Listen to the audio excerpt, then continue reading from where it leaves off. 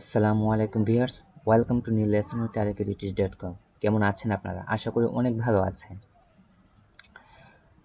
আজকে আমাদের আলোচনার বিষয়বস্তু হলো পার্ট 1 এর ফর্মুলা 2 এর বিস্তারিত আলোচনা। ইতিমধ্যে আপনারা থাম্বনেইলে দেখেছেন আমাদের কি কি থাকছে আজকের এই আলোচ্য বিষয়। তো কথা না বাড়িয়ে চলুন শুরু করা যাক। I did এর বিস্তারিত আলোচনা, I did এবং I did not do এর বিস্তারিত আলোচনা করব এবং সেই সাথে আমরা আলোচনা করব yes no question using I did formula, অর্থাৎ I did ফর্মুলা দিয়ে কিভাবে আমরা হ্যাবোধক এবং নাবোধক প্রশ্ন করব এবং সেগুলোর উত্তর করব। প্রথমে আমরা আলোচনা করব I did এর বিস্তারিত আলোচনা, অর্থাৎ I did এবং I did not do, অর্থাৎ I did হচ্ছে পজিটিভ আর I did not do হচ্ছে নেগেটিভ।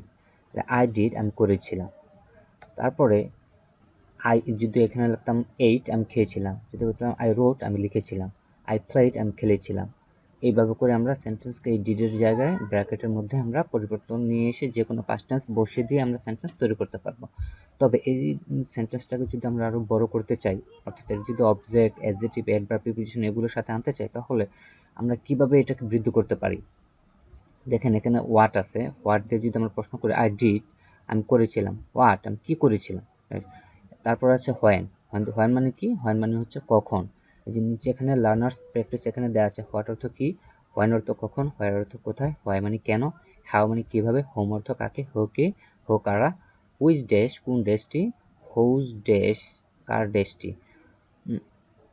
এই অর্থগুলো আপনারা জেনে নেবেন অথবা খাতায় লিখে রাখতে পারেন, এগুলো খুবই ইম্পর্টেন্ট একটা বিষয়। এইগুলোকে দিয়ে প্রশ্ন করে করে আমরা সেন্টেন্সকে আরো দীর্ঘায়িত করতে পারবো। I did আমি করেছিলাম, যদি হোয়াট দিয়ে প্রশ্ন করি I did আমি করেছিলাম কি করেছিলাম, তখন আমাদের এখানে সেটা বসায় দিতে হবে।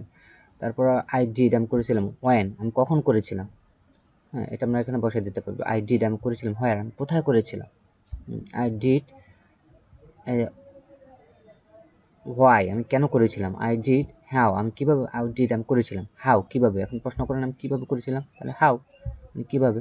I did আমি করেছিলাম with whom কার সাথে করেছিলাম, সো বা হোম মানে কাকে, এরকম। সো বিস্তারিত নিচে আলোচনা করা যাক। I did আমি করেছিলাম, এখন হোয়াট দিয়ে প্রশ্ন করেন আমি কি করেছিলাম, I did the work আমি কাজটি করেছিলাম। রানা প্লেড রানা খেলেছিল। আচ্ছা এখন আপনি প্রশ্ন করেন হোয়াট দিয়ে, এই হোয়াট দিয়ে যে রানা খেলেছিল কি খেলেছিল, রানা প্লেড ক্রিকেট। তামান্না ওয়েন্ট গিয়েছিল, এখন আপনি প্রশ্ন করেন কোথায় গিয়েছিল, গিয়েছিল বলে আপনি কি গিয়েছিল হয় না, যেগুলি কখন গিয়েছিল হতে পারে, বা হোয়ার মানে কোথায় গিয়েছিল সেটা হতে পারে।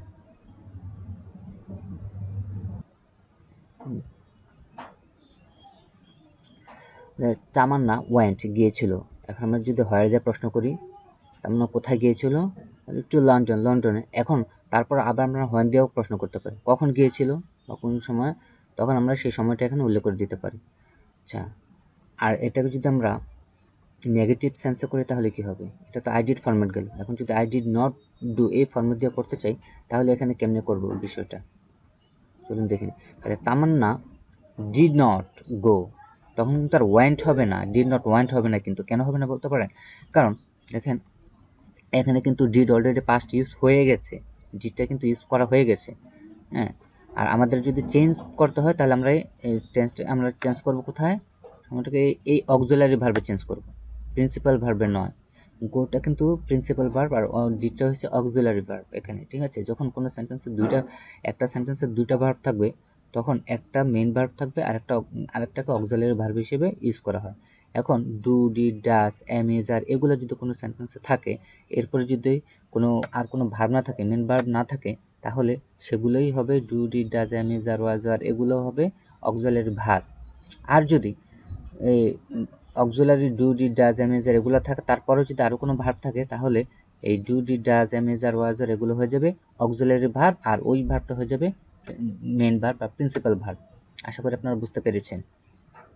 তাহলে তামান্না ডিড নট গো, অর্থাৎ তাহলে আমাদের চেঞ্জটা যদি অতীতে, তাহলে আমাদের পরিবর্তনটা আনতে হবে কোথায়, অক্সিলারি ভার্বে, মেইন ভার্বে নয়। মূল ভার্বই থাকবে, সেখানে কোনো পরিবর্তন হবে না যদি কি থাকে, অক্সিলারি ভার্ব থাকে।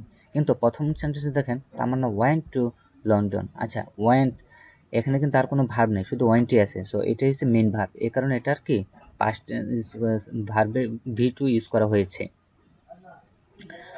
ও তামান্না ডিড নট গো, তামান্না যায়নি, কোথায় হচ্ছে লন্ডন, লন্ডনে যায়নি। সো দ্য বুক বট, আচ্ছা দেখছেন এখানে কিন্তু আর কোনো ভার্ব না, শুধু বট একটাই আছে। সো এটা কি আমরা V2 হিসেবে ব্যবহার করেছি। আচ্ছা বাই অর্থ কিনা, আর বট অর্থ কিনেছিল। আর যেহেতু আই ডিড আমি করেছিলাম, আই ডিড শব্দের অর্থ কি আমি করেছিলাম, যেটা অতীতের কোনো ঘটনা। এখানে দ্য বুক বট কিনা হয়েছিল, অর্থাৎ বইটি কিনা হয়েছিল ফ্রম নীলক্ষেত, নীলক্ষেত থেকে। আর যদি নেগেটিভ সেন্সে করি তাহলে আমরা বলবো কি the book did not buy. দেখছেন এখানে কিন্তু ডিড নট বাই আসছে, ডিড নট বট হয়নি। কেন হয়নি?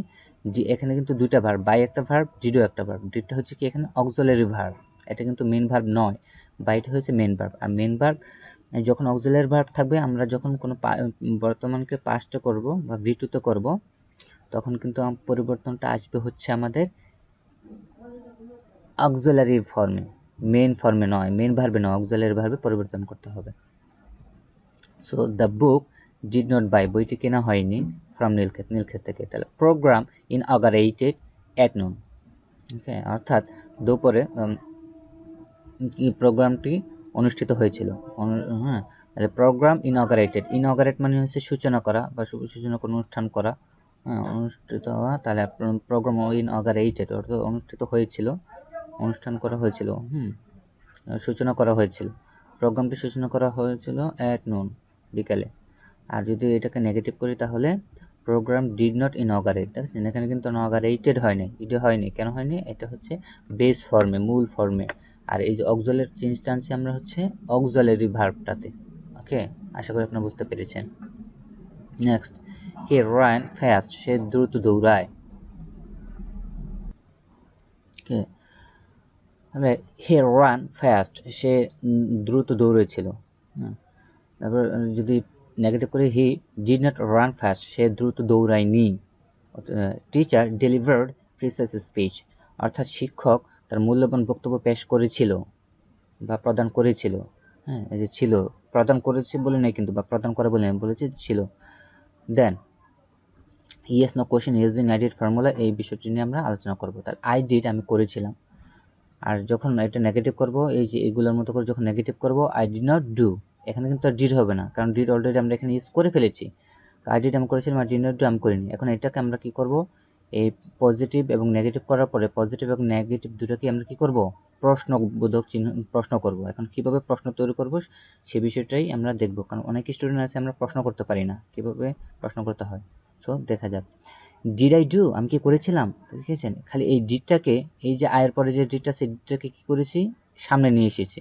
সামনে নিয়ে আসাতেই আমাদের প্রশ্ন হয়ে গেছে। দেখছেন ডিড, এটাকে সামনে নিয়ে আসলে ডিড আই, তারপরে কি বেস ফর্মটা বসে দিয়েছি ডু। ডিড আই ডু, আমি কি করেছিলাম। ডিড নট আই ডু, আমি কি করিনি। উই ডিড আমরা করেছিলাম, উই ডিড নট ডু আমরা করিনি। ডিড উই ডু, আমরা কি করেছিলাম। ডিড নট উই ডু, আমরা কি করিনি। ইউ ডিড, তুমি করেছিলে। ইউ ডিড নট ডু, তুমি করোনি। ডিড ইউ ডু, তুমি কি করেছিলে। ডিড নট ইউ ডু, তুমি কি করোনি। হি ডিড, সে করেছিল। হি ডিড নট ডু, সে করেনি। ডিড হি ডু, সে কি করেছিল। ডিড নট হি ডু, সে কি করেনি। শি ডিড, সে করেছিল। শি ডিড নট ডু, সে করেনি। ডিড শি ডু, সে কি করেছিল। ডিড নট শি ডু, সে কি করেনি। দে ডিড, তারা করেছিল। দে ডিড নট ডু, তারা করেনি। ডিড দে ডু, তারা কি করেছিল। ডিড নট দে ডু, তারা কি করেনি। ইট ডিড, ইহা করেছিল। ডিড নট ডু, ইহা করেনি। ডিড ইট ডু, ইহা কি করেছিল। ডিড নট ইট ডু, ইহা কি করেনি।